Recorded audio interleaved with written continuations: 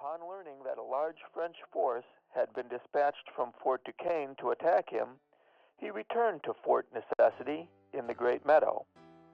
He had his men dig earthworks, trenches, and mounds to improve the fort's defenses. The French arrived 2 days after the British forces returned to the fort. On the morning of July 3rd, they surrounded the fort, and there was brisk fire from both sides throughout the day.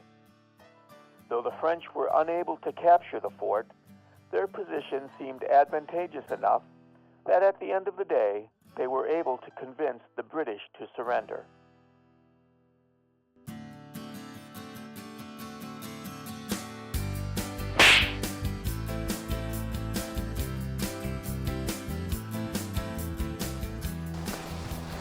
What's going on, California? I'm Connor Brown here with another episode of our America 250 series. Today, unlike last time, we're not in Pittsburgh. Today, we are here in the beautiful Laurel Highlands, and we are at the site of the Fort Necessity Fort.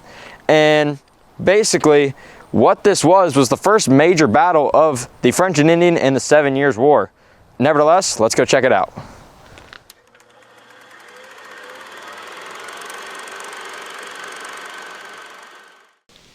So right now, we're here at what is now known as Jumonville, Glen.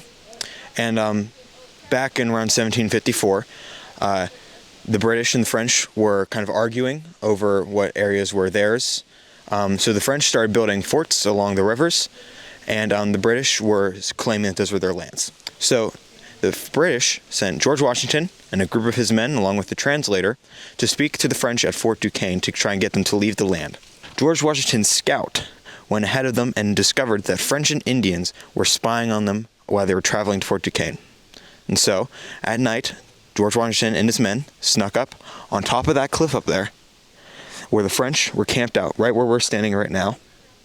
And it's unclear who fired the first shot, but they got into a skirmish, and where the commander of the French, named Jumonville, was killed in action. Now, one of the Indian allies of the British scalped him at the end. Okay? And now, Jumonville's brother was actually the commander of Fort Duquesne. And so him hearing of this sent about 700 French and Indian soldiers to pursue Washington and his men.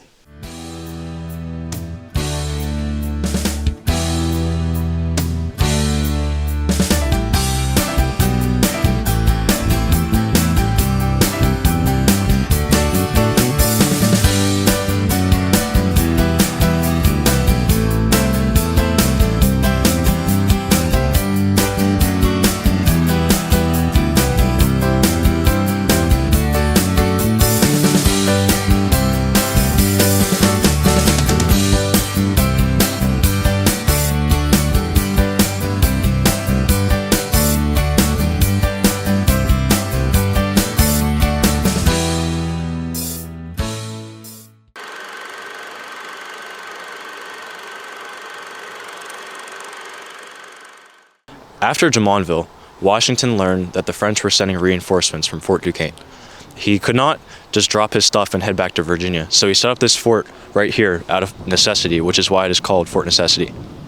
After a few hours of fighting, Washington surrendered, signing a document stating that he assassinated the French commander Jumonville, starting the 7 Years' War. Hope you all enjoyed our second episode of our America 250 series.